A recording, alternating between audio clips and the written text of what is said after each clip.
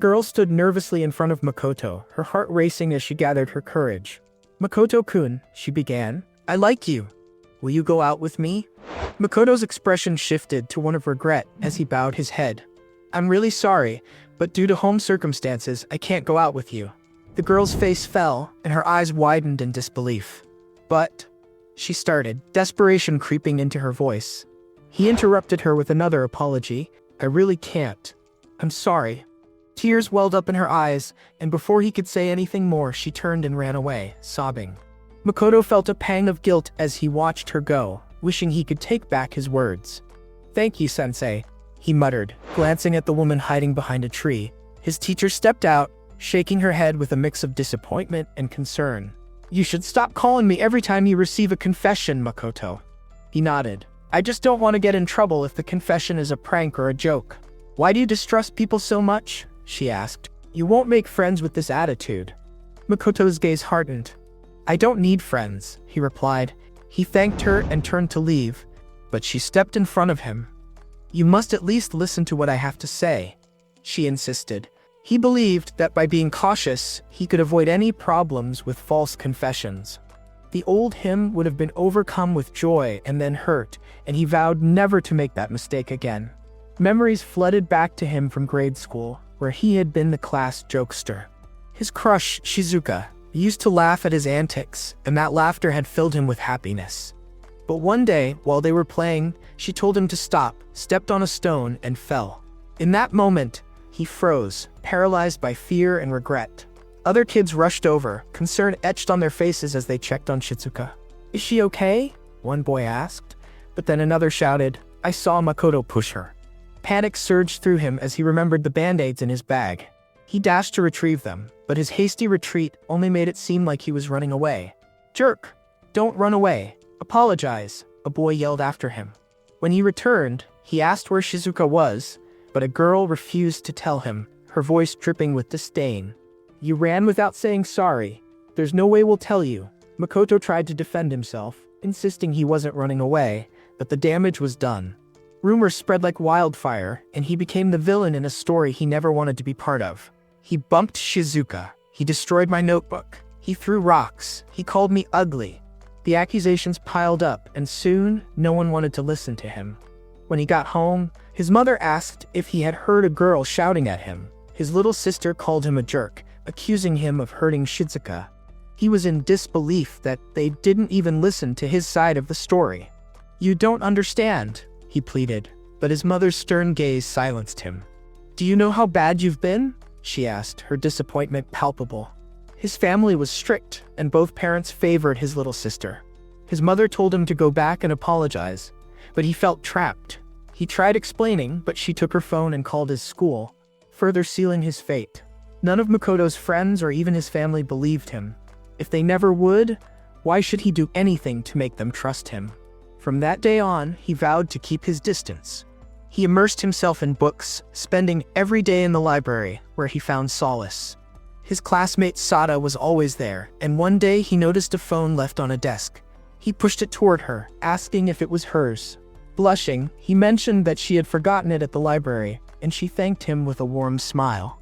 Sada realized he was always in the library and decided to ask what books Makoto liked. He thought about it and felt a flicker of happiness. Back then, he let his guard down, thinking he had made a friend. But then, a misunderstanding shattered that hope, and he found himself alone again. He recalled how girls would call him, and he wondered what they wanted from him. One girl named Kisaragi said she had liked him for a long time and asked him to go out with her. Makoto hesitated, asking if there weren't any bad rumors about him. Kisaragi smiled and said she believed him, asking if they could at least stay friends. He agreed, saying being friends was fine, and they should start with that. She mentioned that it might be going fast and asked if he could meet her over the weekend. That weekend, Makoto found himself the punchline of a cruel joke. He had been tricked by Kisaragi, and the laughter of other students echoed in his ears as they praised her, calling her a genius. "I can't wait for tomorrow," he had said, oblivious to the trap being set. It was only later that he realized her confession had been part of a punishment game, a cruel twist that left him feeling humiliated.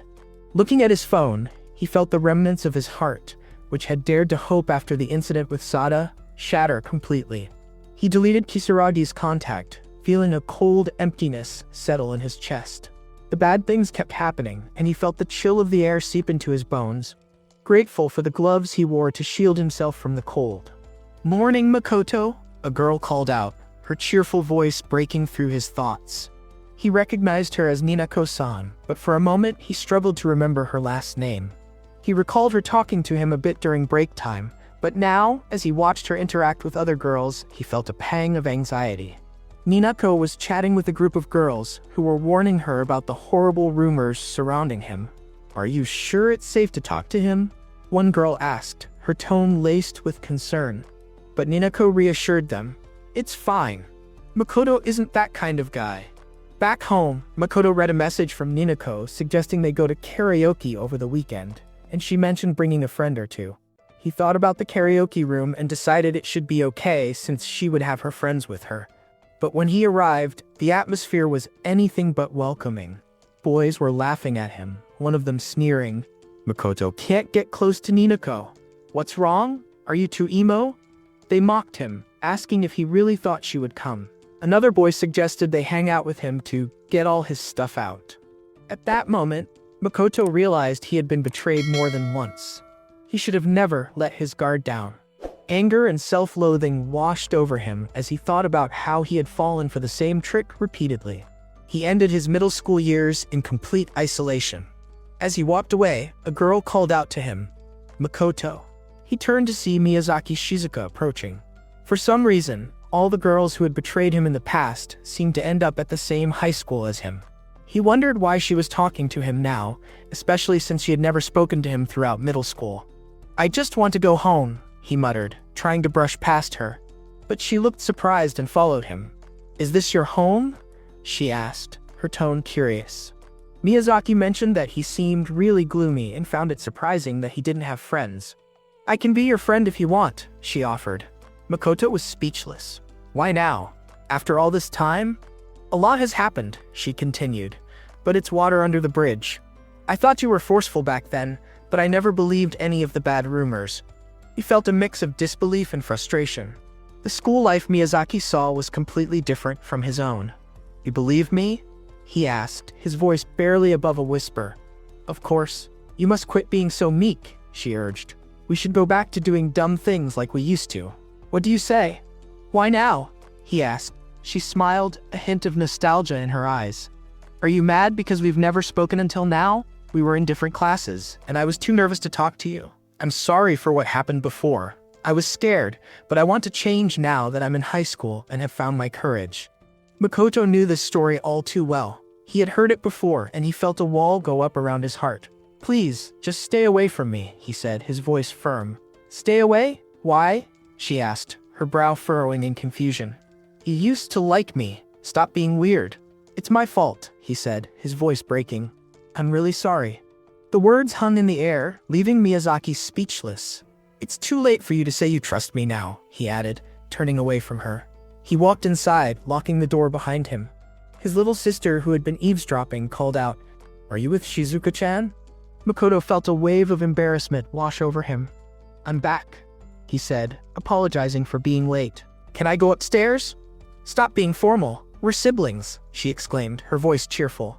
"Come on, Oni-chan. You were so bright and happy before." He asked to be excused and walked away, feeling the weight of her words. "Welcome back," she called after him, but he didn't respond. His mother noticed he was late and said he should get ready. "I may be late because of work, but we should go out somewhere to celebrate your first day of school." Makoto hadn't heard about any of this. "That would be delightful," he replied, though his heart wasn't in it. His mother added, "Enjoy time with your family. Ever since the Miyazaki incident, things have gotten awkward when we go out together, so you don't come anymore." He studied and read books alone, avoiding family outings. His mother continued, "Your father may be out of the country for work, but you should stop sulking. We're a family." She asked for his forgiveness, saying she would be more careful from now on. Makoto loved writing his own novels because it allowed him to drown in his own world, a sanctuary where he could escape the harshness of reality. It was the only good hobby he had, especially since he often felt like he had nothing else to hold on to. As he sat at his desk, he noticed 2 messages on his tablet. One was a passionate review of his latest work, Ice Sky Reincarnation, and the other was from a publishing company, providing contact information for him to get back to them. His heart raced at the thought of it, but like always, he decided to leave it for later, thinking it would only lead to trouble. Deep down, he felt a flicker of happiness at the recognition, but he quickly pushed it aside, putting the tablet back down as if he had never seen it. Feeling sleepy, he realized he had been thinking too much about the publishing email. He planned to take a nap after lunch. As he looked around the cafeteria, he noticed a girl reading a book while eating. Her name was Shimizu-san, and she was alone, just like him. He had heard the bad rumors about her, but he dismissed them. She seemed just like him, an outsider. Suddenly, a girl approached him, asking if she could eat lunch with him. Makoto was taken aback. He didn't remember her. She noticed he was done eating and suggested they could talk. He felt a wave of suspicion wash over him. Was she trying to befriend him just to ditch him later? It reminded him of Nino-san, who had done the same. "I have a book I want to read," he said, trying to deflect her attention. She insisted they should talk, claiming he was trying to shoo her away. Frustrated, Makoto called out to Shizuka, saying he'd like to see her book when she was done. "Shh, take it," she replied, tossing it to him. "Thanks," he muttered, feeling the weight of the moment. Nobody ever tried to be friends with Shizuka, and the girl laughed awkwardly, saying it was her first time seeing Makoto talk to someone. Ignored, she walked away, leaving him to ponder the situation. He thought about how people disliked Shimizu because of the bad rumors floating around. Everyone judged others without figuring out what was true or false for themselves, and he didn't want those kinds of people around him. The girl's comment about it being his first time talking to someone lingered in his mind. She was right. He had isolated himself. On his way home, carrying groceries, his little sister tried to help him with the bags. "Don't bother," he said. "If I make you hold one, Mom will get angry at me." As he walked, he wondered why he had even tried talking to Shimizu-san. It wasn't something he usually did. Suddenly, he noticed her coming in his direction, smiling while on her phone. His little sister pointed her out, saying, "Look, it's that delinquent." Makoto felt a knot in his stomach. Shimizu's smile seemed strange to him, and he noticed she was wearing their school uniform. She got off her phone and noticed Makoto and his sister, giving them a curious stare. Was she squinting? They walked past each other, and Shimizu continued looking at her phone. His sister mentioned that Shimizu was the mean-looking girl everyone at school talked about. "She's a weirdo," she added, her tone dismissive. Makoto was speechless. "Did you say something?" his sister asked, noticing his silence. He continued walking, lost in thought. "Why did you stop being close to her?" she asked, her voice curious. "You always played with Shizuka-chan and never with me. I always wanted to bully you as a kid." Cognitive dissonance swirled in his mind as he thought about the rumors and how they had affected him. He had been hurt by the lies, and now he was the one who had to navigate the fallout. "It's your fault for not paying attention to me," she said, her voice softening. "I get it if I was wrong about the bad rumors. I don't think my cool Oni-chan would ever do something like that." Makoto felt a mix of guilt and frustration. "You should calm down," he said, knowing he wouldn't make that mistake again. "I'm sorry for not being there." His sister looked at him, puzzled. "Should I call you Makoto-kun now?" He sighed. "Please just stop calling me Oni-chan." The past couldn't be undone, and he felt the weight of his words. She wondered why he had said something like that, and he quickly walked away, leaving her behind. At home, Makoto sat at his desk, typing on his tablet.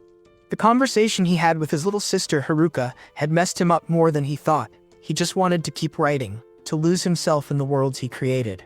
As he typed, he noticed a new message notification on his phone. Opening it, he saw the name Pico. The subject line read, "I'm cheering for you. Your novel has been my complete salvation these days. I'm a pretty gloomy girl, but I'm doing my best in school because of you. I'm always cheering for you." Makoto felt a warmth spread through him as he read her words. Pico had been messaging him a lot recently, and her encouragement always made him feel better, especially since he didn't receive many messages from readers. He smiled, grateful for her support, and replied with a quick thank you before stretching and getting back to writing. The next morning, as he left for school, He glanced at his messages and found none. A familiar sense of loneliness washed over him, but he pushed it aside. As he walked toward the school gate, he noticed 3 girls standing nearby, 2 of whom were looking at him.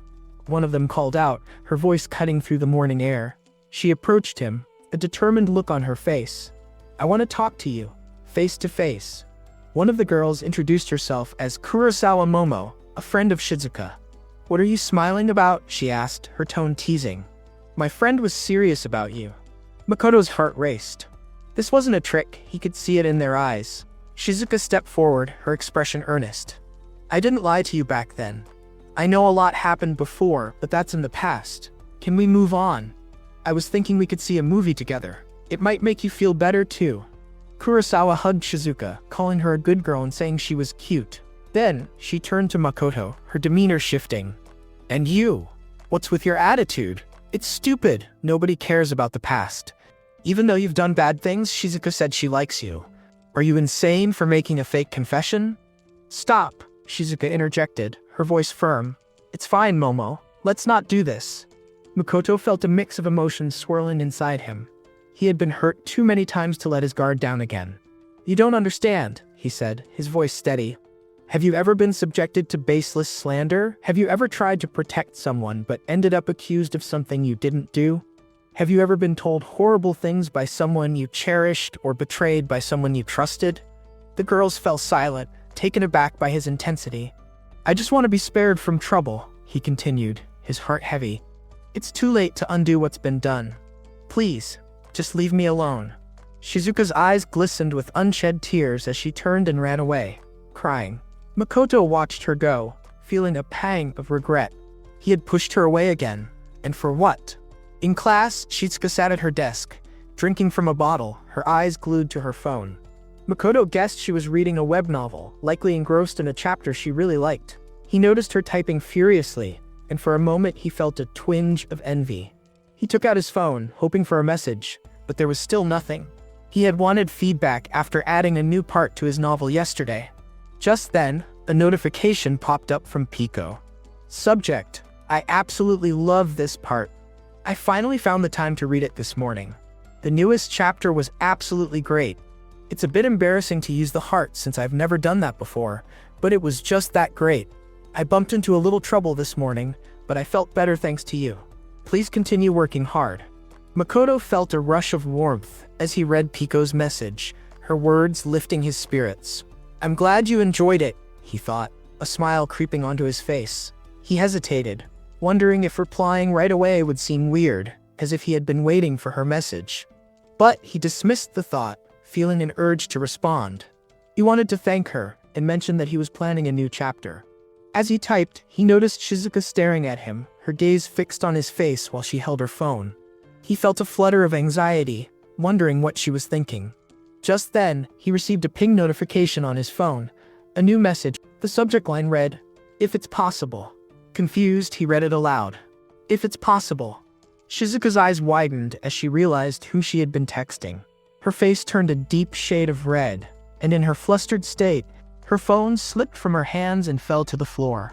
Makoto noticed a Pomeranian mascot sticker on her phone case and called out, "Hey, is that a Pomeranian?" Shizuka's face turned even redder as she realized it had been Makoto all along. The connection clicked in his mind. Pomeranian. He tried to stop himself from overthinking, reminding himself that it wasn't like Shizuka was definitely Pomo. They both avoided each other's eyes, the tension in the air thickening. Shizuka made a sound, and Makoto looked at her, adding to the awkwardness. His heart raced, and he couldn't shake the feeling of embarrassment. He felt a bead of sweat trickle down his forehead for some inexplicable reason. "Relax," he told himself. "Shizuka and I aren't even friends." Just then, someone called out, "Morning," and their teacher announced that homeroom was starting. Makoto decided he would just erase the message and forget about it later. He planned to delete it when homeroom ended, but even after class and lunch, he still hadn't deleted it. He glanced at his phone, feeling uneasy about holding on to her message. There's no rush to delete it, he thought, trying to convince himself. The final homeroom was starting, and the morning had become overwhelming. All he wanted was to go home. As the teacher spoke about the recent terms they had completed, Makoto's gaze drifted to Shizuka. He noticed an intimidating aura around her, as if she were trying to distance herself by instilling fear in others. The teacher then announced that they would be forming groups for the upcoming trip. Makoto felt a wave of anxiety wash over him. He had always been alone, with no memories of such events. Trying to remember only made him feel sick again. The teacher encouraged the students to talk to their friends about forming groups, but Makoto stood up, thinking about heading home quickly. As he made his way to the door, Shizuka glanced at him, her face still flushed. She seemed to want to say something, but he excused himself, saying he would leave ahead. "Wait!" Shizuka shouted, kicking her desk in frustration. "What are you looking at? Stop trying to be friends with me." She stormed out, leaving Makoto feeling a mix of confusion and regret. Just then, Saito Miyu approached him, a familiar face from the library incident. "Is Shizuka your friend?" she asked, her tone expressing clear dislike for her. Makoto recognized that Miyu had completely transformed her appearance for high school, but he remembered her from their time in the library. He excused himself, starting to walk away, but Miyu called after him. "You haven't talked much lately," she said, her voice softer now. "But I'll never forget our days in the library together." "Makoto-kun," she continued, a hint of nostalgia in her voice. "You were special to me back then. I was just a plain girl who couldn't talk to boys, but you made it easy." Shizuka looked up from her phone, her expression thoughtful as she wondered aloud, "Is this what first love feels like?" She admitted, a hint of embarrassment coloring her cheeks. "It's kind of sad being alone, isn't it?" Makoto, caught off guard by her question, replied, "I know everything that happened afterward." He shifted uncomfortably, asking, "Are we in the same school with your sister, Miyazaki-san, Nanako-chan, and Kisaragi-san?" Shizuka's eyes widened slightly. "You didn't notice?" she asked, her voice softening. "You erased their faces from your memories, didn't you?" Makoto felt a pang of guilt. "It was partly my fault," she continued, "but I want to be friends again." He shook his head, declining her offer. "I don't think that's a good idea."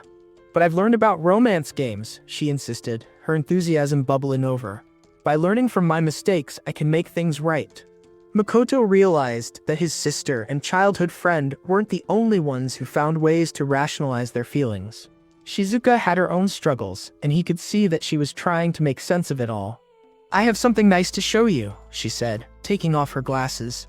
"Prepare for a nostalgia bomb." She put her glasses back on and struck a playful pose. "Tada, do I look good?"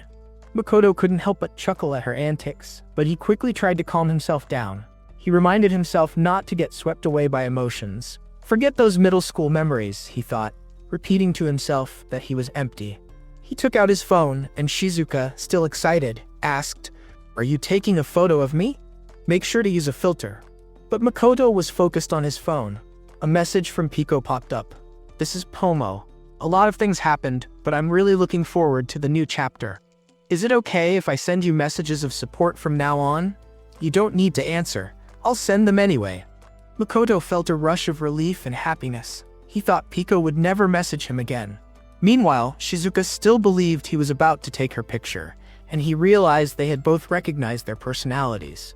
"Maybe I'm happy now," he thought, reflecting on Pico's message. As a reader, there was no aspect of betrayal in her words.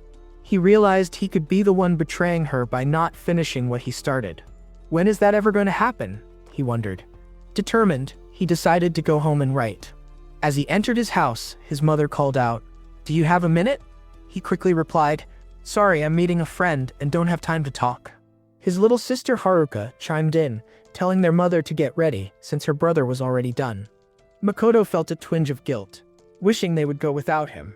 His mother insisted, "Going together as a family isn't a problem. You're in high school now. You need to grow up and let go of the past." Makoto furrowed his brow, wondering what she meant. Hadn't she been the one to go out with Haruka without telling him during his middle school graduation? "I heard you went to a party with friends and were alone," she continued. "Why didn't you invite anyone?" "It's a waste of money," he replied curtly, bidding her good night. He felt a sense of frustration. Human personalities don't change so easily, and his mother hadn't changed from all those days ago. Mentioning a friend earlier and leaving with them suddenly would only cause problems. Haruka teased him about his invisible friend, asking him to stop. "I want to hold my big brother's hand and walk with him," she said, her eyes sparkling with innocence. Let's go out together for fun and maybe some meat. Makoto sighed. True. I guess my words aren't very reliable. Her expression turned confused as he walked away. Should I call you Makoto-kun now? She asked, but he didn't respond. As he left, he felt a mix of emotions swirling inside him. Haruka was probably heading to the new mall by the station, where everyone was lining up for the shops. He believed he wouldn't run into anyone he knew at the old rundown store. When he arrived at the store, he was relieved to find the food court empty. Now he could write his novel without distractions. But as he settled in, he noticed Shizuka sitting alone, reading on her phone. She looked happy and absorbed in what she was reading. Makoto just watched her, feeling a strange mix of admiration and longing. She took out a small keyboard and started typing, clearly enjoying herself. He took out his phone, hoping for a message, but there was still nothing. Just then, he received a notification from Pico. Subject: novelization coming. I can't wait to read more. Makoto felt a wave of realization wash over him as he read Pico's message. It became clear that Pico-san was also a novelist, and her work was getting published, even though she had stopped updating it a year ago. The message read, I read the newest chapter. It was really tough, but I'm glad there was salvation. I'm so glad I was able to read this. Trust is hard. I completely understand how Mike, the protagonist, feels. Writing new chapters must be hard, but please do your best. He put his phone back in his pocket, feeling a mix of admiration and empathy for Pico. Her words resonated with him, and he felt inspired to keep pushing through his own writing struggles. He ordered 2 orange juices, hoping the refreshing drink would help clear his mind. As he walked up behind Shizuka, he heard her voice before he could even see her. What if you're flirting with me? She snapped, glancing back to see who it was. When she realized it was Makoto, her expression shifted.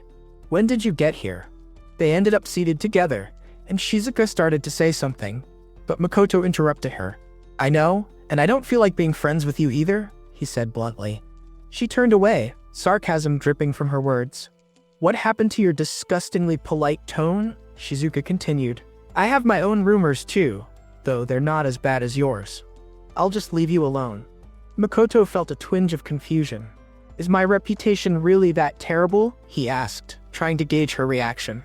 I don't care about the rumors about me, she replied. I don't want to be bothered anymore.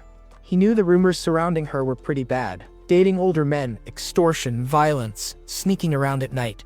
He handed her an orange juice, saying, Rumors are dumb. Here's a juice if you want. She grabbed it, but then suddenly shouted, I don't want to be deceived anymore. Leave me alone and stop showing kindness. In her frustration, the drink spilled, and she quickly apologized, then blamed him.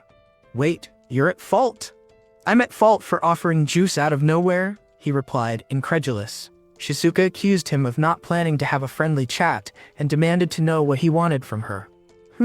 Okay, he said, his tone steady. I don't want to be friends with you either. I'd rather not believe in you and be betrayed. Good. I don't want to be friends with you either. She shot back, her voice rising. Get out of my face. They were still at the store when Makoto asked, Why did you stop writing?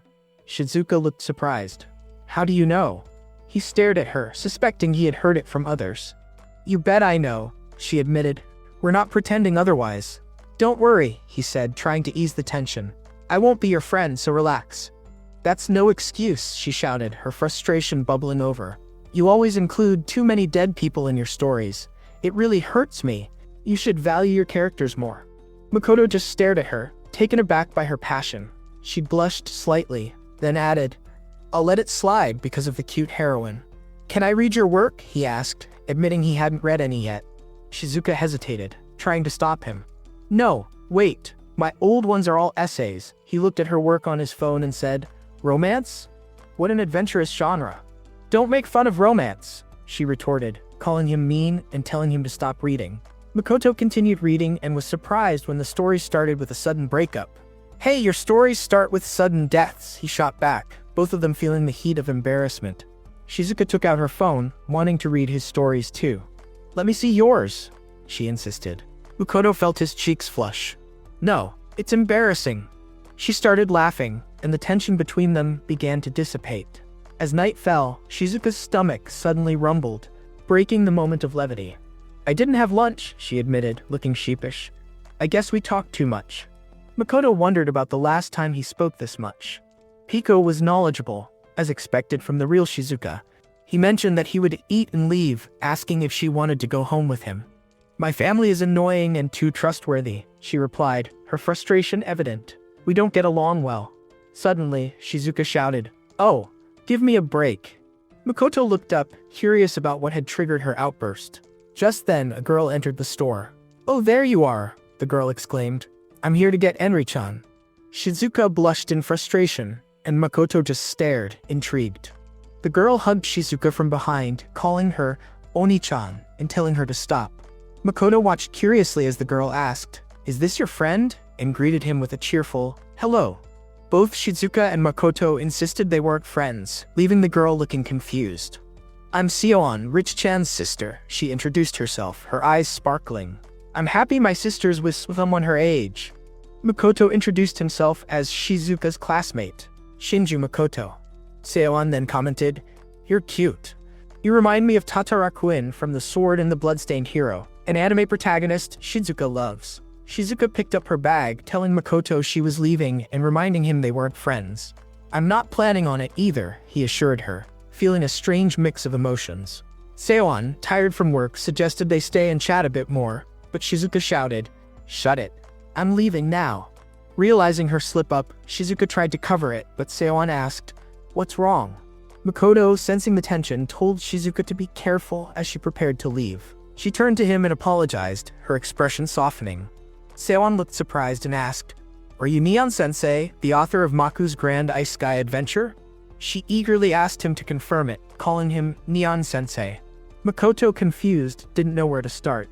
Shizuka quickly denied it, claiming she never said he was Neon-sensei. Seon insisted she heard it clearly, reasoning that Makoto must be Neon because he loved novels enough to talk to Enri-chan, the word fumbler. "Makoto nanin," Seon called out, her excitement palpable. "Why haven't you been responding to my messages? I've been waiting eagerly for you to arrange an editor meeting." Makoto realized that Seon was the one who had sent him a revision for serialization a few days ago. The implications of this connection began to sink in. Seon remarked, "Shizuka should have told me she's friends with Neon-sensei." Shizuka quickly shot back, "We're not friends." Her voice was firm, but there was a hint of embarrassment in her tone. Seon explained, "I was worried about you not responding. Do you need more time to think about the serialization?" "Let's discuss it later since it's late and we live close by," Seon suggested, calling it the destiny of serialization. Shizuka looked annoyed by her sister's enthusiasm. Makoto noticed the stark difference between Shizuka and Seon. Seon's calm and bright demeanor contrasted sharply with Shizuka's frustration. He stopped himself from overthinking about Shizuka and turned his attention to Seon. "So, your sister is an editor?" he asked, genuinely curious. Shizuka nodded, adding, "I didn't expect her to be in charge of you. She didn't use any connections to get you serialized. Your work is legitimately good enough." Turning away, she blushed slightly and thanked him, saying, "Thanks, Neon." Makoto stared in disbelief at her compliment. Seon insisted, "You two are good friends." Shizuka rolled her eyes. "I don't believe in those kinds of friends," she muttered. Makoto hesitated. "I don't think Shizuka and I are friends either," he said. But he stopped stuttering as he noticed Shizuka's expression. "What's up?" she asked, her curiosity piqued. Just then, two girls, Miyazaki and Kurosawa, looked in their direction, surprised to see Makoto with Shizuka. "Makoto," Kurosawa called out, asking him to wait and listen to her and Miyazaki's apology. Both girls were in tears, and Makoto wondered what they wanted to apologize for, feeling that their apologies wouldn't erase their past actions. "Makoto, let's go," Shizuka urged, reminding him of their earlier conversation. Makoto looked back at Kurosawa and Miyazaki, who were crying. "You're a meddlesome girl, you know that?" he said to Shizuka, a hint of a smile on his face. "I'm sorry for interrupting your conversation," he took her hand, making Shizuka blush. Seon, wanting to join in, tried to hold Makoto's hand too. "I don't know what's happening, but I want to be part of it." Not you, Seon," Makoto said, shaking his head. "That's not fair," she protested, then decided to hold Shizuka's hand instead. Shizuka insisted. "We're not friends," Makoto agreed. "You and I aren't friends, Shizuka." He paused, reflecting on their past. "Though old wounds can't be erased, I believe we've managed to bury them a little." Thanks, Shizuka, he said, calling her Piko-san, a nickname that felt comfortable between them. Meanwhile, Makoto's little sister observed them from a distance, surprised to see her brother with friends. She had thought he was bluffing about having friends, assuming they were imaginary. Makoto felt grateful for Shizuka's supportive messages every morning, even though it had been a few days since they last spoke. Their relationship remained as author and reader, with Tomiko-san sending him messages about his work whenever his new novel came out. For Makoto, that felt like enough. As time passed, the teacher announced it was time for students to form groups for the upcoming trip. As the students began to gather and choose their groups, Makoto felt lazy and expected to be left out, along with Shizuka. A girl nearby wondered aloud what they would do if Shizuka ended up in their group. Another girl responded with a dismissive, "Ugh, ew, no thanks." A boy laughed and asked what they would do about Shinji Makoto. Makoto figured he could manage on his own, and that there was no need to worry about him. Suddenly, Shizuka hit her desk and stood up, looking directly at Makoto, who was confused by her sudden action.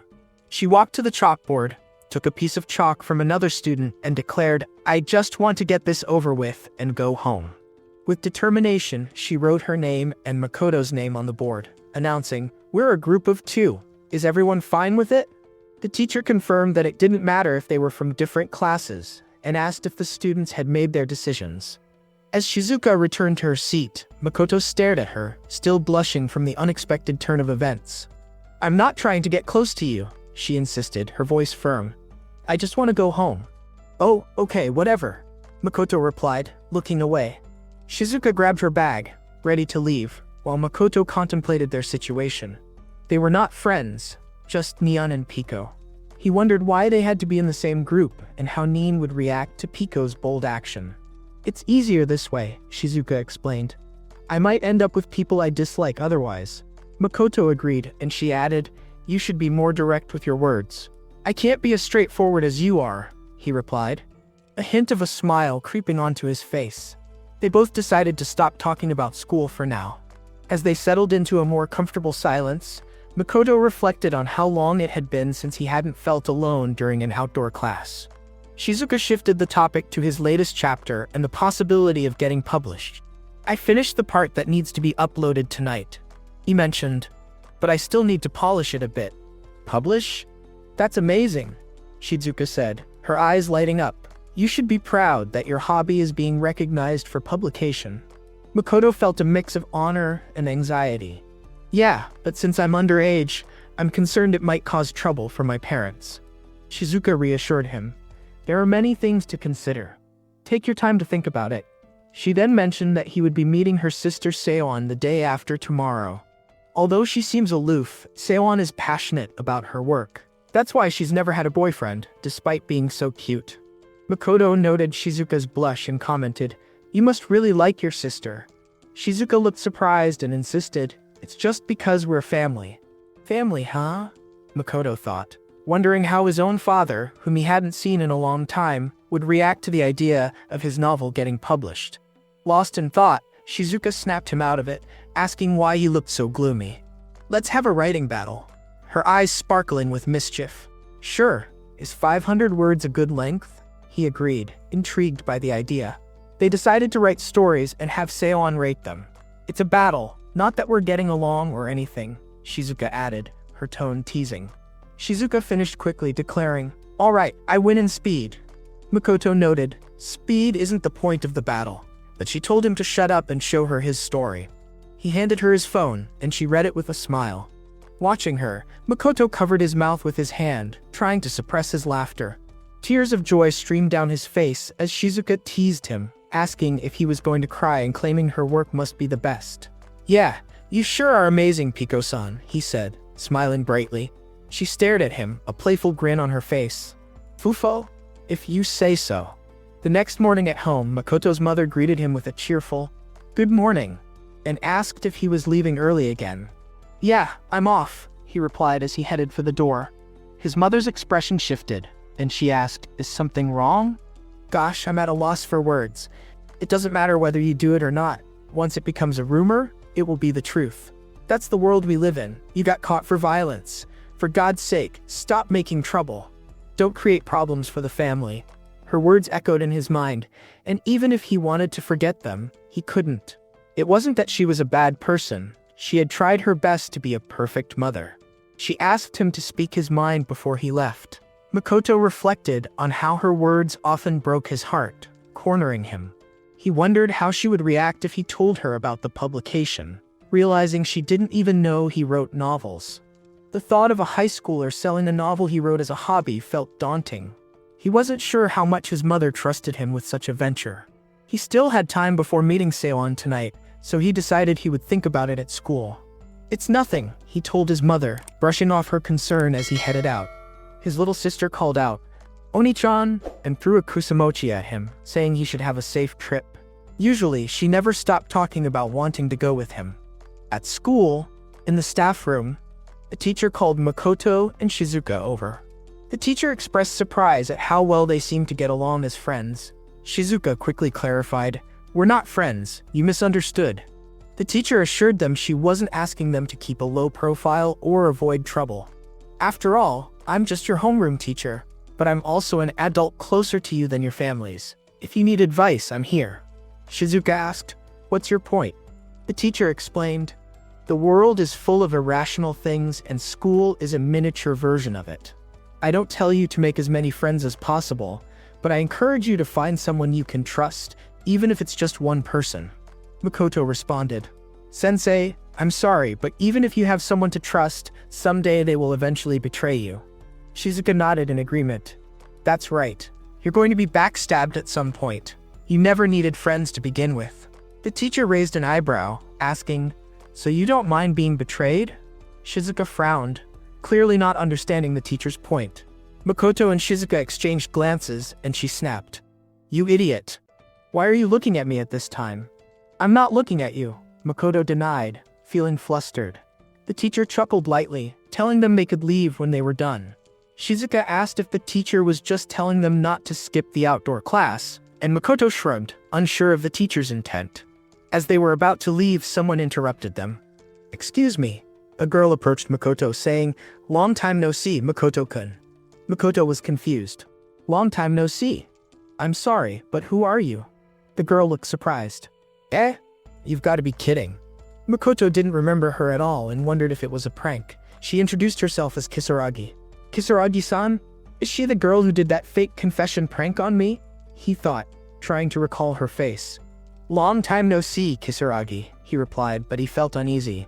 "Well then, if you'll excuse me—" "Wait," she exclaimed, explaining that at the time it was a punishment game and she had no choice. "I was scared my friends would hate me if I didn't participate." Kisaragi confessed, "I really like you, and I want to start over." Makoto raised an eyebrow. "Start over? It was just a fake confession prank, right?" He wondered what was wrong with him today. Normally, he would end the conversation lightly. "Don't you remember?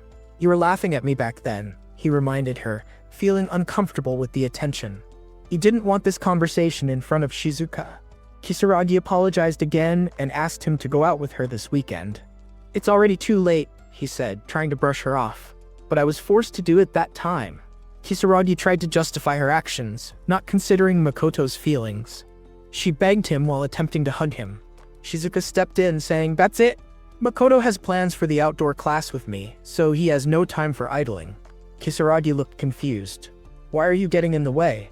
Shizuka pointed out that Kisaragi was the one interrupting their conversation. "You're holding Makoto's hand." Makoto looked at his hand, surprised. Shizuka pulled him along, saying, "Shinju, let's go." He agreed, and Kisaragi stood alone, angry at Shizuka. "Makoto, you'll be late for your meeting with Seon," Shizuka reminded him, adding that it was because he was wimpy. She warned him that Kisaragi was a dangerous type of girl. Makoto glanced at his hand where Shizuka had been holding it. "Do you want me to hold your hand again?" she teased. He declined, saying, "You'll just blush again, so I'll pass." "What do you mean?" she asked, her curiosity piqued. As they walked, a girl called out to Makoto, congratulating him and mentioning her part in the class. "Are you going to the class after party?" "Thanks, Miyazaki-san," he replied, congratulating her back. He excused himself, leaving the girl confused as she called his name, wondering what was wrong with him. Miyazaki decided she would talk to him later since they went to the same high school. She mentioned that she saw Makoto with Shizuka and another pretty person, which surprised her. Shizuka is quite attractive, Miyazaki noted, a hint of jealousy in her voice. Does she really go by Shizuka? Miyazaki asked Kisaragi what kind of girl Shizuka was, in case bad rumors started about Makoto. Kisaragi said people said Shizuka was some sort of delinquent, but she honestly didn't know if it was true. She's always alone in the classroom too, Kisaragi observed. Miyazaki noted that Shizuka didn't seem like she was friends with Makoto and questioned if she was chatting merrily with him. Makoto's sister remembered Kisaragi looking for Makoto earlier but didn't respond. Miyazaki said she heard a rumor that Kisaragi was once on good terms with Makoto. Sure, she might seem plain and quiet at first glance, Kisaragi said, but she's actually quite popular among the boys. Yeah, I've heard about it too, Miyazaki added. She's a princess type. Makoto's sister mentioned that something was going on with Nanako. Do you think Miyazaki doesn't want us at the same school too? She asked, glancing at her friend, Sayu. Miyazaki nodded in agreement. Yeah, I think she does, she replied, her expression thoughtful. Makoto's sister continued. You know, my brother was really kind this morning. His demeanor has changed. He's not as scary as before. He even accepted my feelings. She paused, wondering if it was thanks to Shizuka. Hearing such words made Miyazaki feel a pang of sadness. They all had feelings for Makoto, but had made mistakes in the past. She recalled a particular day in grade school when Shizuka got hurt. While she was upset, she realized that Makoto was being unfairly blamed. It was because we messed around, Miyazaki explained. Shizuka tripped on something, and I should have said something to that effect, but my classmates quickly turned on him. Makoto didn't hurt her, but I couldn't speak up in that atmosphere. For kids, school is their whole world, and being condemned by his classmates turned Makoto into someone gloomy. Miyazaki had been scared that Makoto would remain that way even in middle school. She knew she should clear up the misunderstanding, but feared the blame would shift to her, and everyone would hate her for it. With that in mind, she avoided looking at Makoto and ran away. She had hoped to make amends in high school, but life was never that simple. Since that day, she had always chosen to betray Makoto. This was the mistake her weak self had made. Makoto's sister revealed that she knew about the incident. I heard about it that day, she said. I heard that other kids threw pebbles at him and broke his things because they thought he hit Shizuka-chan. But I didn't know the truth. She asked, is it true that my brother did something bad? One of her friends had confirmed it, saying, maybe he's only acting good in front of his family. Another added, I think the word for that is two-faced. Makoto's sister felt conflicted. But his mother isn't Makoto's real mom, she thought. Her friends made her believe that her brother was bad and that he'd be alone because of it, saying it was his fault. At home, Haruka was welcomed by her mother. Welcome home, Haruka. How was school? Haruka replied. Oni-chan heard a girl making a scene. Just as Makoto came home, he heard his mother shout his name. Makoto, Haruka. Makoto's sister reflected on how Makoto always played with Shizuka-chan. Haruka wished he paid more attention to her, so she thought of troubling him a little and tattled about it to their mom. As Makoto grew gloomier, Haruka kept waiting for the chance to say sorry and shower him with kindness, thinking it would make up for her actions. But she realized now how foolish she had been. By the time she wanted to be kind, it was too late. Now, she was just a stranger in his eyes, and he only gave her empty responses. She knew it was too late for regrets, but she wished she had been kind to him sooner. This was the mistake she made. Sayu asked if they knew about the rumor that Makoto attacked someone. Is it the one in the library? Haruka asked, her curiosity piqued. Saito explained, I always thought so, but on middle school graduation day, I realized I should tell them the truth about the situation. Miyazaki mentioned, on that day, during an earthquake, Makoto was trying to protect me from things falling off the shelves. Sayu, confused, asked, what? Miyazaki got up, running away and apologizing. I'm sorry I couldn't tell you back then, she said, her voice filled with regret. Goodbye. Sayu yelled, hold on. At first she couldn't grasp it, but then she realized that Makoto had protected her. It was true, there had been a big earthquake that day. At that moment, Sayu was surprised when Makoto jumped at her, shouting Shinjuku and attacking. The students around them exclaimed in shock, drawing attention with that sensational line. Makoto-kun attacked me, Sayu thought, her heart racing. She couldn't reconcile this with the kind-hearted Makoto she knew. Everyone looked at him with disgust, murmuring that they had misjudged him. Makoto was crying all alone, and a student asked Seiyu if he could accompany her to the infirmary. Another student chimed in, saying she looked super cute without her glasses. Attacking someone because they're cute and quiet is just the worst, one of the boys said, and they vowed to protect her. Seiyu felt overwhelmed. Back then, she had been shy and didn't have many friends. It was the first time people were pampering her so much, and she was thrilled about it. The thing was, she should have immediately asked Makoto what he was trying to do. But she couldn't because of how the people around her acted. Because of that incident, she made new friends and learned to be stylish. School life became so fun that she forgot about the attack. Haruka mentioned that Seiyu was super popular in 9th grade and knew a few people who confessed to her. But I rejected them all, Seiyu said, surprising both Miyazaki and Haruka. Saito admitted, no one is as cool as Makoto-kun, though I don't know why I think so.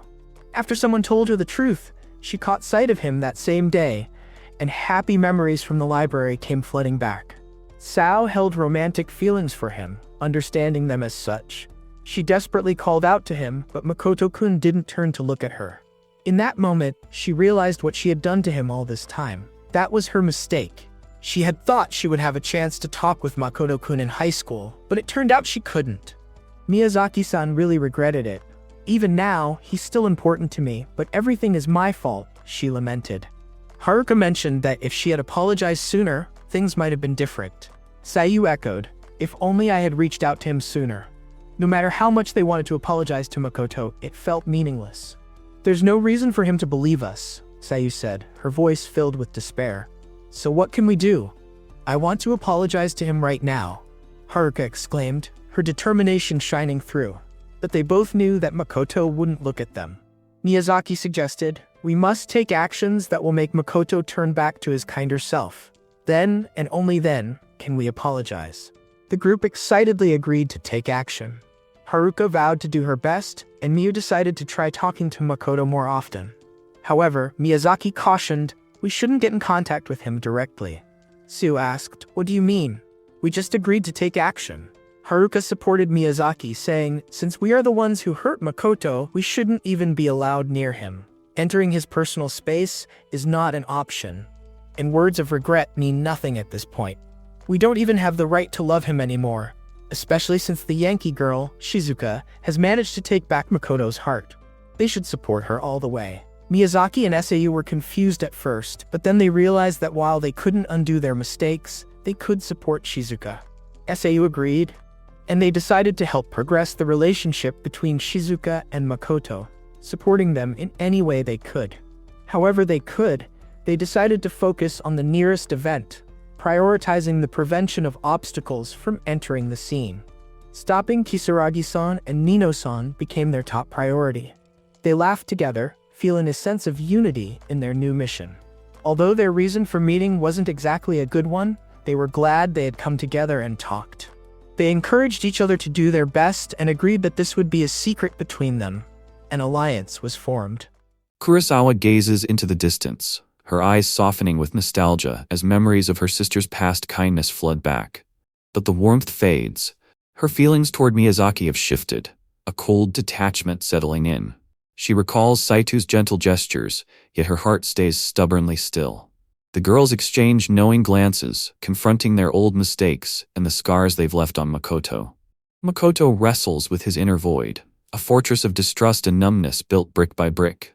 Psycho, ever the catalyst, sets up a video call with his reclusive father, her voice laced with genuine surprise. I can't believe he agreed, she murmurs, handing him the device. Makoto straightens, his voice formal and tentative. Father, I'm sorry to disturb your morning. Gathering his courage, he blurts it out. My novel, it's being published. His father's response is steady, practical. I'll stand as your guardian for the contracts, no need to worry. Then, a rare crack in the armor. I've been distant, you've built your own world now. The words pour out, a heartfelt bridge across years of silence. Makoto sits frozen, tears welling as his father calls him my pride and joy. The validation shatters his defenses, leaving him raw and speechless. Seicho watches, her eyes gentle, ready to probe deeper. Psycho snaps him back. Makoto, hey, focus. She explains her role. tying it to his story's fate. Kurosawa fidgets nervously, her mind racing with determination. Makoto weighs Sayako's offer, the weight of selfishness and family fractures pressing down. Finally he nods. I'll accept. Publish it. His cheeks flush with the whirlwind of change.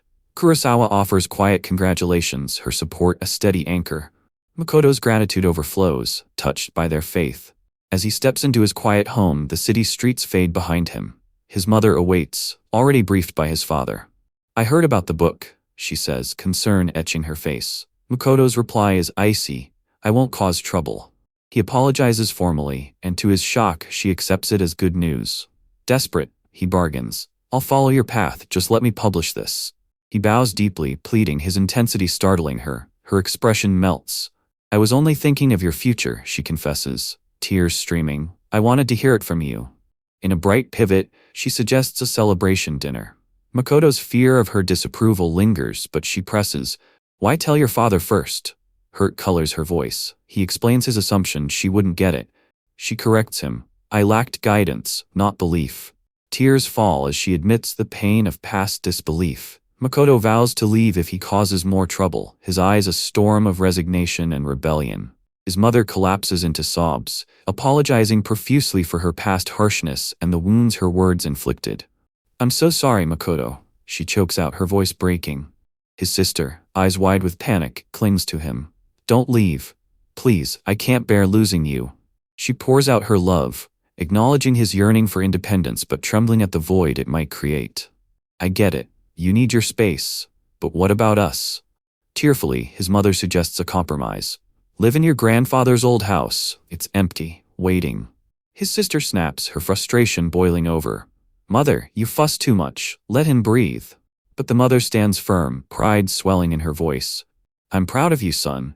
His sister counters with a hopeful plea. We could all live there together, make it a family home. Tears spill down her cheeks, the family turmoil overwhelming her. Clutching at a fragile hope, his mother murmurs, let's wait and see what the future brings. His sister cuts through the delusion, blunt and unyielding. Is distrust? That's on us. Our fault. She takes charge, guiding their distraught mother away. Leave her to me, she tells Makoto, her voice steady despite the tears. Find peace, free from us. Her raw emotion stuns him, a vulnerability he's never witnessed, and it forces him to question his own icy detachment. In a tender, unexpected gesture, Makoto reaches out and gently pats her head. She freezes, blushing furiously, utterly bewildered. I don't know why I did that, he admits softly, offering a quiet, thank you. She forces a watery smile, determined to send him off with warmth. Makoto steps through the door, the threshold of his new life swinging shut behind him. On his way to school, he bumps into a flustered Kurosawa. She scans his face, her sharp eyes catching his exhaustion. You look wiped out today. He surprises her with an invitation. Walk with me? She hesitates, caught off guard, but he explains the family storm from the night before. You might want to keep your distance. Rumors could drag you in. Blushing, she waves it off. I don't care. Let's go. He notes her stubborn kindness, so like her sister Psycho's, and she reluctantly agrees to his plan, though she disclaims any blame for the fallout. A flashback flickers. His sister presses the key to grandfather's house into his hand along with his savings. I messed up too, she confesses. He promises to mend things with their father someday. With a sad, trusting smile, she hands him a list of advice for solo living. Our door's always open, she reassures him. He reflects on the whirlwind, thrust into independence, utterly unprepared. Now, strolling with Kurosawa, she points out his solo living arrangement, a twinge of jealousy in her voice. Even if you weren't ready, your uncle's place was furnished. Just clothes and a toothbrush, right? He nods, mentioning a few more essentials. Without missing a beat, she offers. I'll go shopping with you. Surprised, he thinks. This is the last thing I expected. Noticing her flustered state, he asks, what's up? She turns away, hand over her face, mumbling, well, Seo says your mom needs time to adjust. Kurosawa wonders aloud if he'll stop visiting the food court. He explains his reasons for going there, cherishing those chats with Pomeko. Then, out of nowhere, she invites him to her place. He decides he'll stick to the food court, but worries about leaving her alone. Kurosawa hesitates, her voice small. Am I bothering you? Makoto shakes his head, reassuring her with a gentle smile. Not at all. You can come to my place to write if you want. He senses the odd tension in the air, muttering, "Weird vibe today." The school building looms ahead, but it does nothing to dispel the unease. Kurosawa nods, confirming his gut feeling. "I feel it too. All those eyes on us." A classmate swoops in, confronting Kurosawa bluntly. "You're acting different today." Internally, they both groan. The morning's chaos has wrecked their chance to dive into their favorite novels. Unseen, Saito and her crew watch from afar, their support operation already underway. Saito bursts onto the scene. Looking drained from her efforts, Kurosawa watches warily as another girl approaches Makoto's desk. Miyazaki flashes a subtle, encouraging smile, a silent nod of solidarity. Saito strides up to him, commenting on his transformed look, drawing more stares. She notes his easier communication style. Miyazaki gushes, "You two get along so well." She hugs Kurosawa tightly, relieved she hasn't confessed. Kurosawa scolds her, "You ruined our reading time." Miyazaki questions her assumptions about their bond. Playfully, she threatens Kurosawa, then teases her about Makoto's invite. Kurosawa clings to Miyazaki, protesting the mockery. Miyazaki apologizes to Makoto for the interruption. An awkward silence falls between Makoto and Kurosawa. She breaks it with a practical suggestion. "I'm not into my usual stuff today." Makoto's mind wanders to a household item. Kurosawa mishears his mumble, blushing at her mistake. He reflects on recent events, thoughtful. They navigate a bustling mall, bags swinging. The scene shifts to a multi-level escalator hub. Kurosawa circles back to his cup comment. She downplays their connection, focusing on shared writing. "Hurry home, we've got work." She reminds someone they're not friends, setting boundaries. "Wait here while I use the restroom." Makoto waits, scanning the crowd. Kurosawa wonders why he's taking so long, then dives into reading his novel to pass time. A group of girls spots her, surprised. "Kurosawa? With friends?" They tease her about it. Kurosawa's eyes widen in shock. They corner her, mocking her. Cringe, light novel, and dredging up a past betrayal. Trembling, she clutches her bag as they taunt her high school makeover, assuming her companion is another outcast. They threaten to call the friend who hurt her before. Makoto appears suddenly, calm. "I'll carry our stuff." Tears in her eyes, she agrees. "Let's go home." The bullies gawk at his striking looks, whispering, "Is he her boyfriend?" One tries to stop him, spreading rumors. They switch to inviting him to karaoke, warning he's with a bad influence. Makoto shoots them a dismissive glare, unimpressed. They warn him to stay away from the weirdo. His face hardens. "Never make my precious friend cry again." He takes her hand, leading her away from their stunned faces. Overwhelmed, Kurosawa bursts into tears, mortifying her. Makoto flusters, comforting her with his own story of vulnerability. He surprises her with a gift. A cute mug he noticed her eyeing. Blushing, she thanks him shyly. "Just for helping shop," he says. Her mood flips to joy, realizing her teacher's advice. She trusts him fully, teasing his serious look. Back at school, she wonders aloud, "Are we friends now?" Her solitary days behind her. They settle into routine, writing side by side in his apartment. Hours pass. Makoto checks the clock. The kettle whistles for a break. He notes Saiko's unusual silence and offers Kurosawa coffee, a simple sign of their growing comfort. She leans back, explaining the editorial frenzy. "They're scrambling for an illustrator for your novel. It's chaos over there." As Makoto brews their drinks, he voices his publishing jitters aloud. Kurosawa gently nudges him. "Just keep writing. The schedule's about to get packed." Clutching her new mug, she asks vulnerably, "What's your honest take on my romance novel?" Her eyes flicker with apprehension. Makoto doesn't hold back. "It's good, but those random fight scenes, they throw off the romance vibe." Unimpressed, she sips her coffee and calls out his weird reaction. He speculates, "Must be based on real stuff. I don't know love at all." Kurosawa shoots up, blushing furiously. "I've never dated anyone. It's all imagination." He eyes her skeptically. She insists she's telling the truth. An awkward silence stretches as they sip, the confession lingering. Finally, he admits, "It was so convincing I thought it was real." She flusters completely, quickly changing the subject. Makoto grumbles about Saiko's trip prep. "I don't need anything." Saiko beams, hyping efficient packing and outfit choices. They geek out over a new popcorn flavor at Destinyland, plotting snack strategies. "Planning is serious for Mac's fun," she declares. She reassures him she'll handle it all. Relieved, he blushes softly at being included. Checking her phone, Saiko stresses visiting Maki's house. Another girl notes her rare happiness. Makoto smiles faintly. Reflecting on Sayako's Destinyland obsession, Saiko waves a seasonal menu excitedly. Makoto thanks Seiko, anticipating the trip with a blush. Two girls whisper, spotting something off. Kurosawa watches, apprehensive. She compares herself to someone prettier, insecurity bubbling up. A girl reacts with flustered surprise. Kurosawa starts chatting, thoughtful. She buzzes about her latest writing win. Makoto reacts with amused eyes. She gets feedback, defensive. Questions his critique, unconvinced. Receives advice on direction. He critiques, relatable but embarrassing to read. Kurosawa recalls her own awkward writing fun. Miyazaki fumbles for words. As Makoto waits, she explains the plot. Two betrayed outcasts. Happy he connects, he's horrified, unconsciously projecting himself and Kurosawa onto them. Flustered, Miyazaki demands they delete it. He stops her. Even if romance isn't my thing, don't destroy it. She clarifies it's interesting, urges release. Blushing, he agrees. She smiles as he commits to developing it. Kurosawa checks the time. Late. Time flies when you're having fun. She needs to grab dinner supplies. Makoto surprises her. Let's eat together. She considers mentioning her sister's expectations. He worries about Saiko's reaction if she's late. She agrees to help prep. Her aggressive chopping freaks him out. Careful, she assures. Just warming up. Knife still in hand, she assigns table wiping. He agrees nervously, lecturing on hygiene as dinner simmers. Despite the chaos, she serves delicious-looking curry. She bites in with bliss. Makoto stares.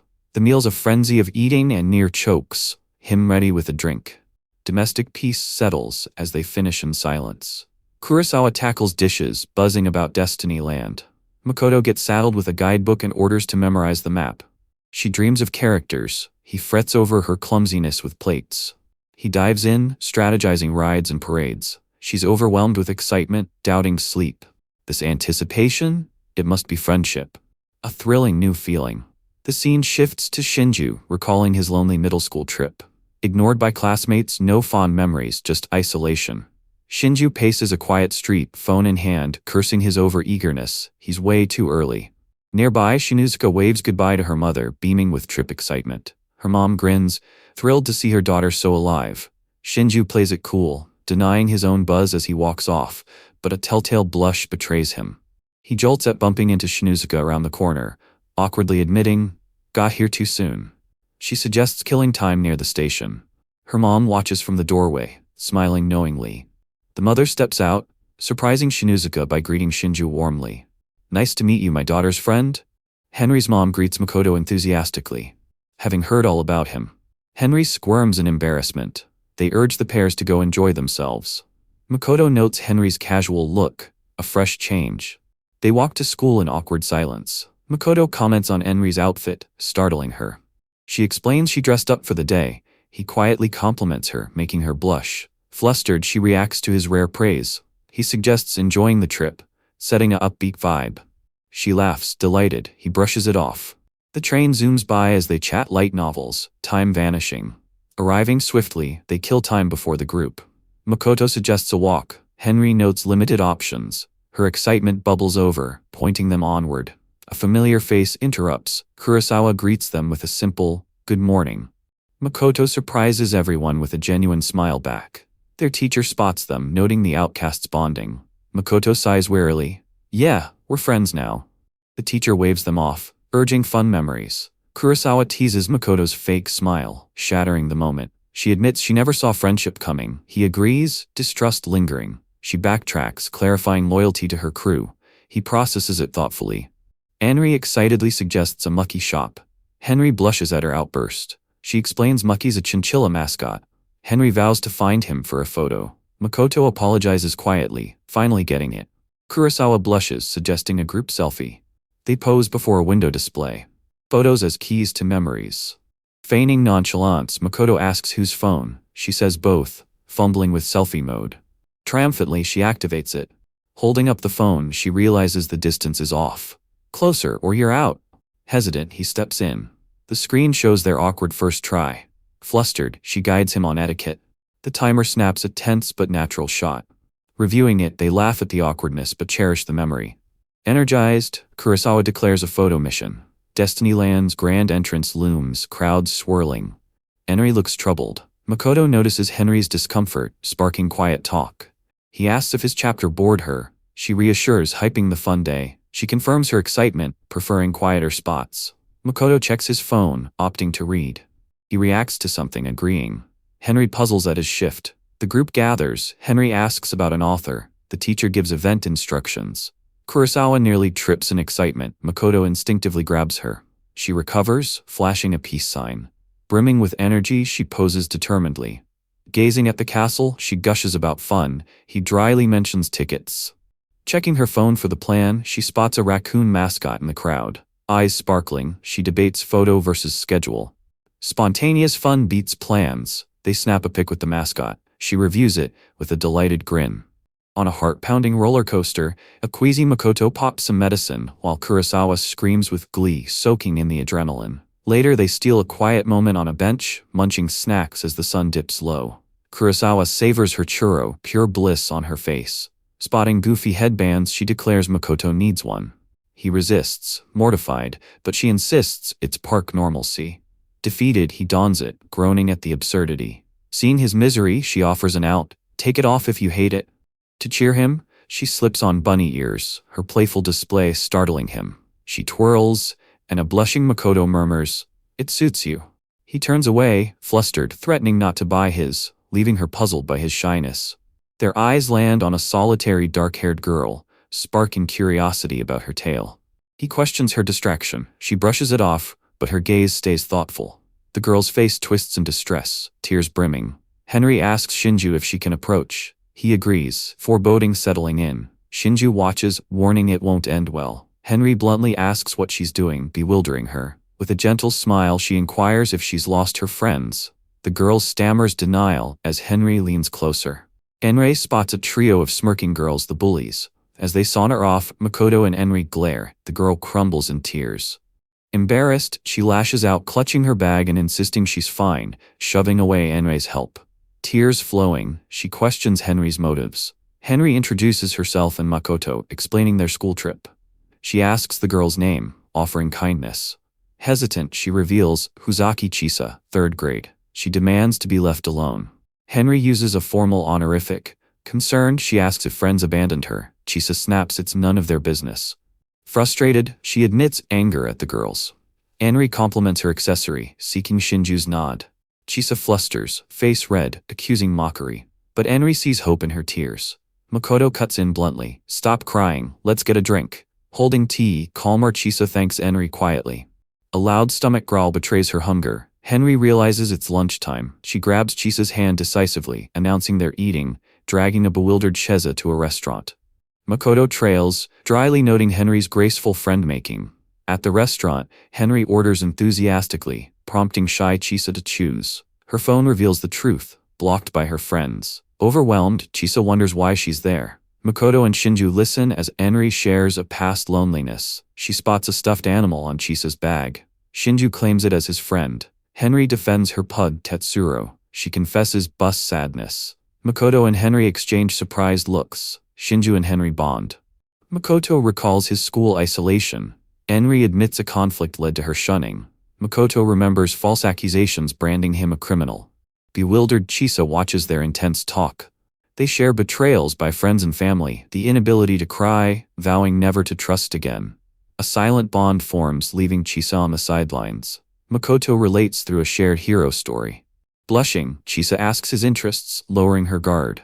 Shocked, he's not mocking her favorite tale. Her face lights up, sharing another series. Henry draws her in, asking about her favorite character. Chisa hesitates. Makoto encourages gently. Now's the time for what you love. His kindness sparks hope in her eyes. The two dive deep into their shared passions, geeking out over favorite characters with infectious energy. Overwhelmed by her own zeal, Chisa halts abruptly, embarrassed by her rapid-fire chatter. Fresh tears spill as she confesses her dream trip shattered by a friend's jealousy, leaving her emotionally gutted. Makoto and Henry exchange a knowing glance. He gives a subtle, reassuring nod. Henry leaps in, warmly inviting the heartbroken girl to join them for the rest of the day. This place is for fun, not tears, she reminds a stunned Chisa. Chisa shakes her head, hesitant after such betrayal. She declines, not wanting to crash their date. Makoto's offer to leave them alone sends Henry into flustered panic. She wonders aloud if Makoto and Kurosawa's outing is romantic. Makoto insists it's just a school trip, no romance. Kurosawa clarifies they're together but platonically. Henry suggests she and Kurosawa explore the park as a duo. Kurosawa reacts with surprise to Henry's use of her pen name. Makoto puzzles over how Henry knows Shinju's alias. The girls swap confused looks. Henry explains her deduction. Kurosawa frets Henry will mock her writing. Makoto eyes Kurosawa thoughtfully. Henry fiercely defends Makoto, swearing he'd never ridicule Chisa's interests. He quietly confirms, promising no laughter. Confident now, Chisa suggests hunting for Mucky, even dubbing Kurosawa playfully. With heartfelt thanks, the new trio embarks. Kurosawa's nickname Protest fades in their excitement. The day blurs into thrilling rides and dazzling parades. A perfect escape. Chisa scrolls her phone, awed by the photo haul. As evening falls, Makoto gently reminds a tearful Chisa it's time to part. Kurosawa regrets missing Mucky for a group shot. With the assembly point near, Makoto asks if she's ready for her classmates. Kurosawa fumbles for comfort. Makoto offers firm reassurance. You'll be okay. Chisa reflects on her unlikely bond with Kurosawa, forged from trusting strangers. Kurosawa skips goodbyes, proposing a quick reunion. Blushing happily, Chisa agrees eagerly, shouting confirmation as she waves. Kurosawa waves back, vowing to stay in touch. Chisa strides to her bus, transformed. She ignores her ex-friend's whispers, their cruelty impotent now. Pulling out her phone, she spots a new message on her writing site. Leaning against a classmate, she brushes off concern. I'm really okay. Her inbox shows notes from Pameko and Nyanta, stunning her with their kindness. On the bus, she realizes her online pals are just like her. A curious classmate asks for the site's URL. Chisa shares it reluctantly. The classmate explains her curiosity sparked by Chisa's genuine joy. Post-trip, the teacher dismisses the class, urging them home. Makoto promises Henry they'll snag Mucky next time. He voices worry for Chisa's well-being. Kurosawa buzzes about sending a photo to their new friend. Frustrated over missed mascots, she exasperates Makoto with a wild tracking idea. Overwhelmed, he blurts a nonsense question about teleporting characters. He calms her. Shame Chisa's not here. Kurosawa recalls Henry's Mucky quest. She suggests a stroll, fireworks, and parade before home. Makoto questions her relaxing definition amid the chaos. Kurosawa shares Miyazaki's news. Chisa made a friend. Makoto's relieved she's adapting. He reflects on how his novels sparked meeting Shinuka. Henry treasures her bond with Shinuzuka. Kurosawa watches Makoto, a question brewing. He expresses contentment with Shinzuka. She asks if he misses Chisa, surprising him. Flustered, she blushes at his question. He clarifies Shinzuka's importance. He returns it, calling Kurosawa special too. Mortified, she hides her flushing face. They spot Mucky, the Destinyland mascot, darting in the distance, a fluffy chinchilla beacon amid the chaos. Kurosawa urges Shinju to bolt after him, her voice bubbling with excitement. Henry points toward a promising spot, strategizing their hunt. Kurosawa frets about losing each other in the throng. Makoto grabs her hand firmly, anchoring them together. They press on, puzzling over Mucky's elusive path. Makoto reflects on his old self-reliance, the fortress of distrust finally cracking. Shinju and Henry bask in the day's glow, agreeing Destinyland was a blast. Under the exploding fireworks, Henry and Shinju share a charged moment, sparks flying. Henry ponders finding someone truly trustworthy. A rush of unfamiliar emotions floods her, warm, electric.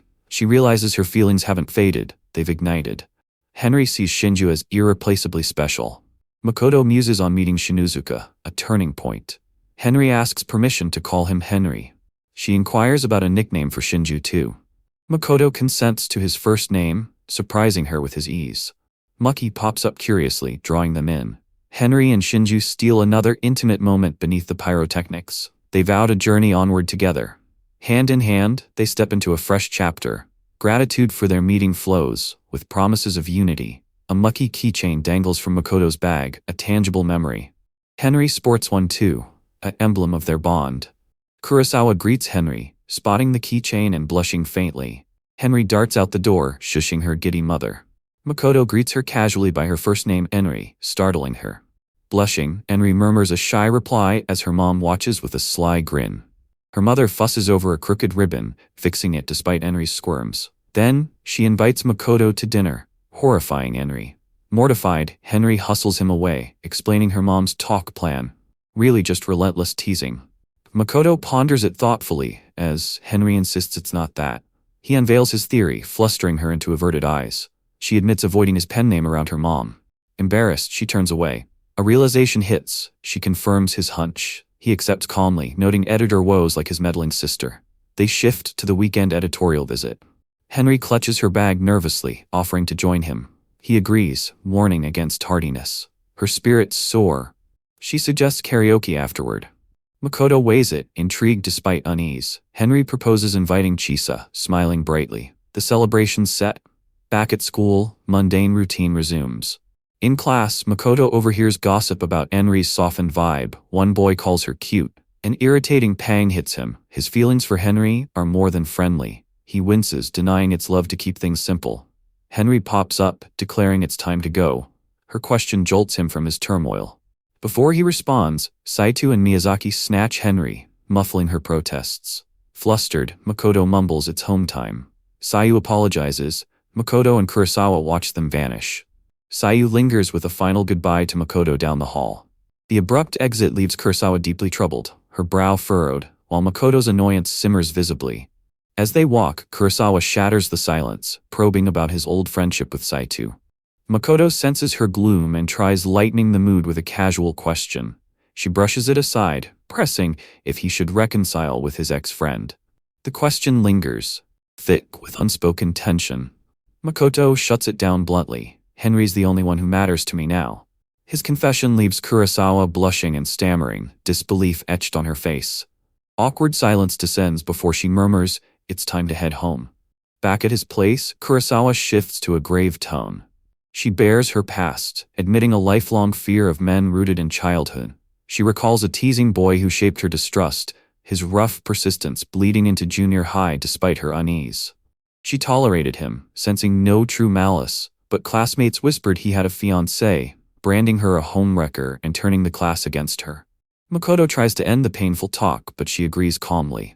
Leaning in with a soft blush, she extends her hand, inviting him to witness his effect. As he takes it, she reveals her trauma once made her tremble uncontrollably.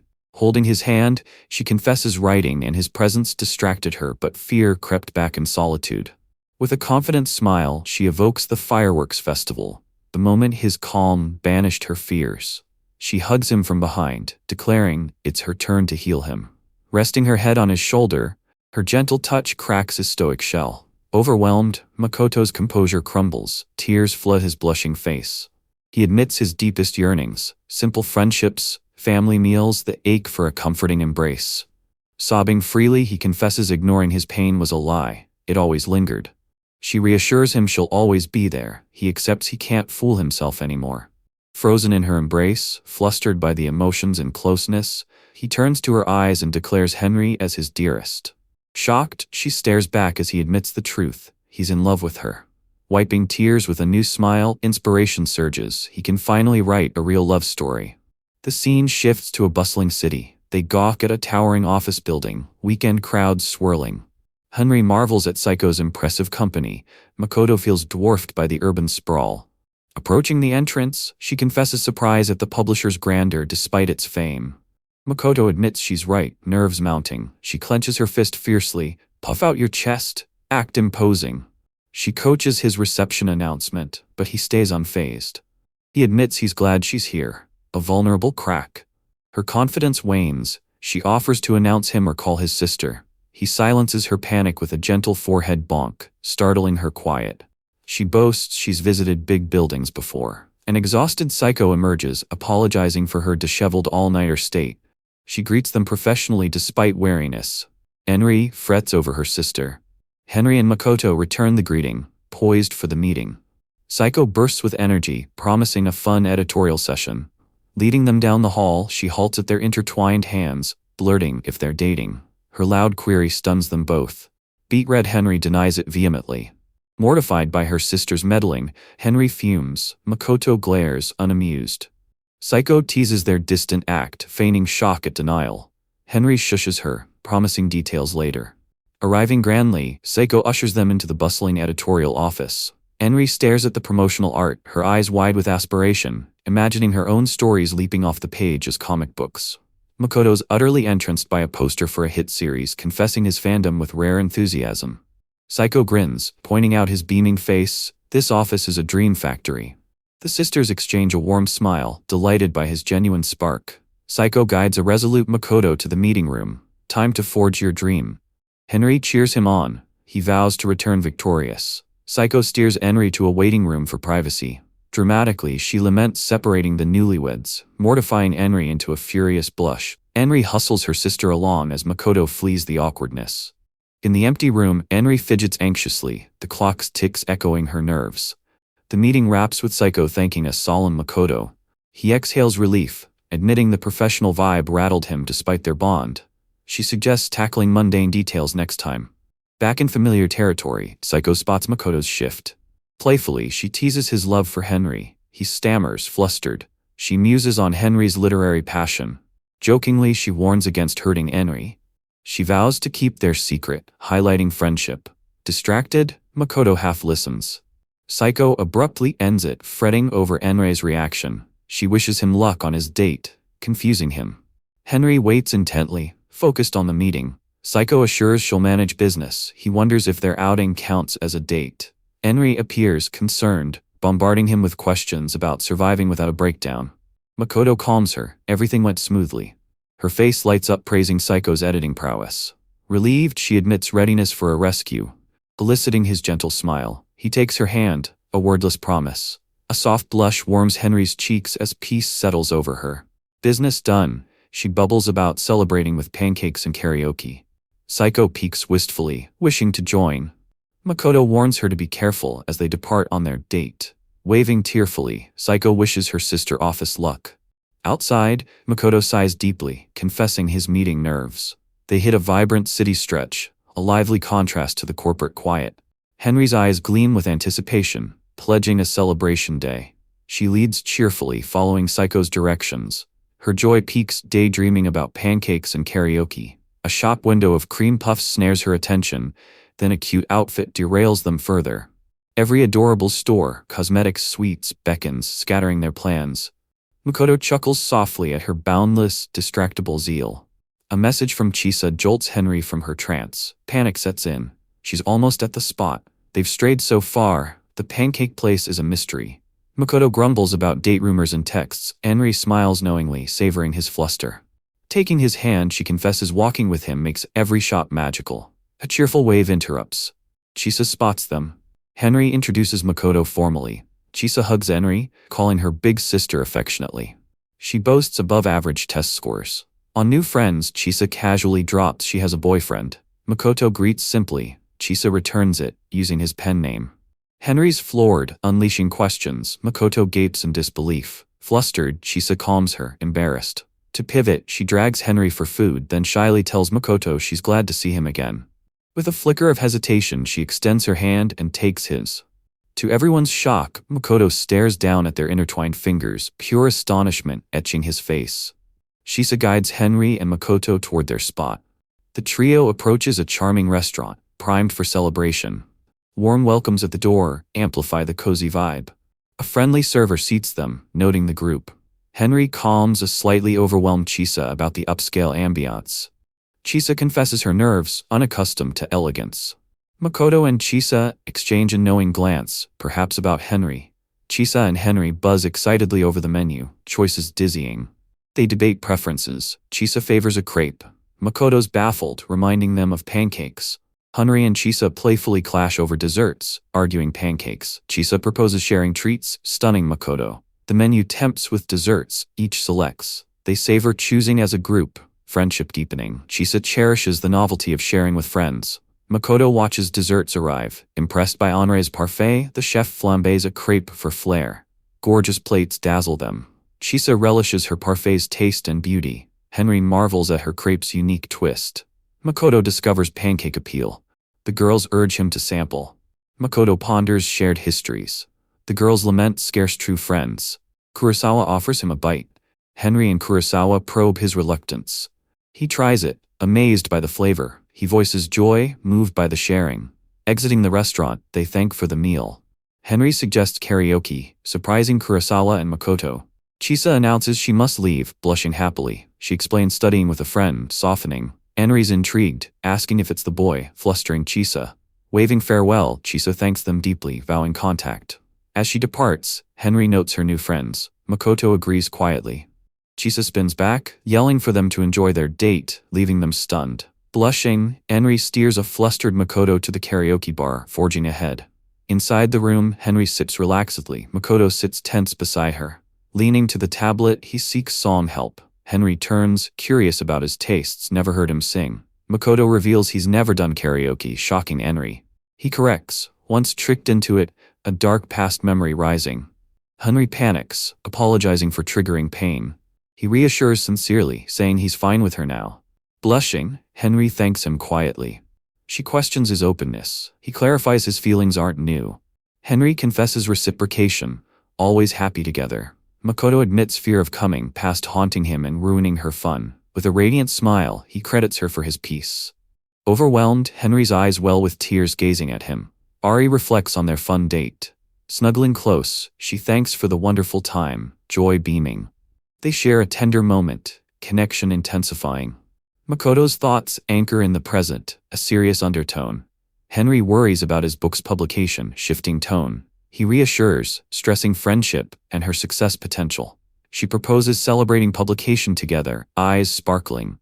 Henry reveals her writing dreams, surprising Makoto. He reacts with surprise, face shifting. He thanks her, intrigued. Henry blissfully says he's why she enjoys writing again. Blushing, Makoto deflects praise, startling her by asking her novel's title. Flustered, she turns away, promising later. He pivots to singing, nervously insisting it's time. He presses, she evades playfully. He focuses on the screen, suggesting she sings first. Somber, he hesitates, bracing for admission. He confesses scant singing experience, stunning Henry. A brilliant idea sparks in Henry, her face lighting up. Henry challenges him to shout future aspirations, playfully. She coaxes, building anticipation. Insisting it's their day, no one's listening, he's mortified. To her shock, he agrees, gearing up to unleash. Grabbing the mic, Makoto unleashes his deepest desires, bellowing his wish to be with Henry every single day, leaving her stunned and flushing crimson. He pours out more passion, shouting about seeing their books on shelves and devouring pancakes together. Then softly, he reveals his novel's title, The Most Important Person in the World. Henry leans in, whispering she expected just one wish, utterly overwhelming him. The scene shifts to another day, with Henry's mother apologizing to Makoto for her daughter's oversleeping. Cheerfully, she reveals Henry's constant chatter about him, drawing a blushing surprise. Henry's mother apologizes again for the delay. The mothers exchange a knowing glance about their kids. Makoto waits patiently, charmed by Henry's tardiness. Henry bursts out, apologizing profusely. Her friends observe her flustered vibe around Makoto. They share an amused look.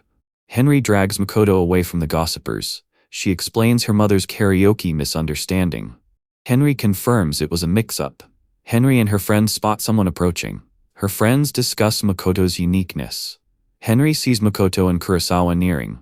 Her friends call out to him. Henry looks thoughtful, reconsidering. Makoto greets Henry, mentioning her rice cake aversion. He thinks of his sister, wanting her to know something. He asks Henry's friends to watch over his sister. Henry's touched by him calling her his sister. Makoto and Kurosawa walk together. Kurosawa pleased. Kurosawa explains Henry's true feelings to Makoto. He dismisses her, promising to talk later as her friends watch worriedly. The scene moves to Miyazaki, offering a polite hallway greeting. Makoto acknowledges her casually, noting her haircut. Kurosawa assures him she's fine now. Miyazaki agrees quietly. He smiles slightly at Kurosawa, accepting it. As he leaves, a blushing Miyazaki watches touched. Makoto offers a simple goodbye. In the classroom, a student mentions the team competition. Kurosawa suggests baseball for Makoto, assuming boy skills. He looks annoyed. Classmates whisper about their cozy dynamic. Makoto gently tells Henry she no longer needs her tough front. Flustered, she lashes out at staring classmates. Blushing, Henry admits her shyness internally. Makoto chuckles at her awkwardness, confusing her. Kurosawa thanks Henry quietly for intervening. The boys stand bewildered as Henry walks away. Jumping ahead months, Henry and Makoto stroll on a winter day. Cheerful Henry arrives, apologizing for the wait. Makoto looks up from his phone, determined. Greeting her calmly, she waves energetically. Henry reflects on their deep bond outside a bookstore, nervously awaiting their published works. She offers her hand with a soft smile. He takes it, a new feeling stirring as they connect. Inside, they're greeted by shelves of sparkling new books. Blushing, Makoto asks if she's ready. Hand in hand, they navigate the aisle, tension and excitement thick. Determined, he insists they face it together, flustering her. Their eyes find the shelf, their novels side by side. Henry's overwhelmed by emotion, staring at their dream realized. A silent understanding passes, they're like their books, inseparable. They laugh, blushing at the shared dream. Makoto decides today he'll confess. Internally, he declares Henry as his most important person. Ari holds up her novel, shyly admitting embarrassment over the title. He calls her name, gaze locked. With sincerity, she confesses he's her favorite. Standing close, she completes it. She loves him most in the world too.